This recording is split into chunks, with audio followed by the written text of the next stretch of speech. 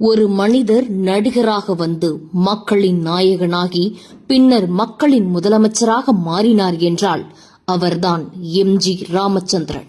கேரளாவின் கண்ணூரில் பிறந்து இலங்கையில் வளர்ந்து தமிழகத்தின் இதயத்தை ஆட்சி செய்த ஒரே மனிதர் புரட்சி தலைவர் எம்.ஜி.ஆர். அவர்கள். சினிமாவில் நடித்தது வெறும் கதாபாத்திரங்கள் அல்ல, அவை மக்களின் கனவுகள். ஏழை, தொழிலாளி, விவசாயி என்று எம்.ஜி.ஆர். படங்களில் தோற்கவே மாட்டார். நல்லவன் எப்போதும் ஜெயிப்பான் என்பதே அவரின் அரசியல். ஒரு சுவாரஸ்யமான விஷயம் தெரியுமா? தனது படங்களில் மது, புகை, பெண்களை இழிவுபடுத்தும் காட்சிகள் இருக்கக்கூடாது என்று. ஏன் தெரியுமா? என்னை பார்த்து இளைஞர்கள் கெடக்கூடாது என்பதற்காக. 1967 துப்பாக்கிச் சூட்டில் கடுமையாக காயமடைந்த பிறகும் குரல் மாறினாலும் அவரின் மக்கள் மீது உள்ள அன்பு ஒரு துளி கூட குறையவில்லை. முதலமைச்சரான பிறகு மதிய உணவு திட்டம், ஏழை மாணவர்களுக்கு உதவி, பெண்களுக்கு முன்னுரிமை என அனைத்தும் திரையிலிருந்து நிஜ வாழ்க்கைக்கு சென்ற வாக்குறுதிகள்.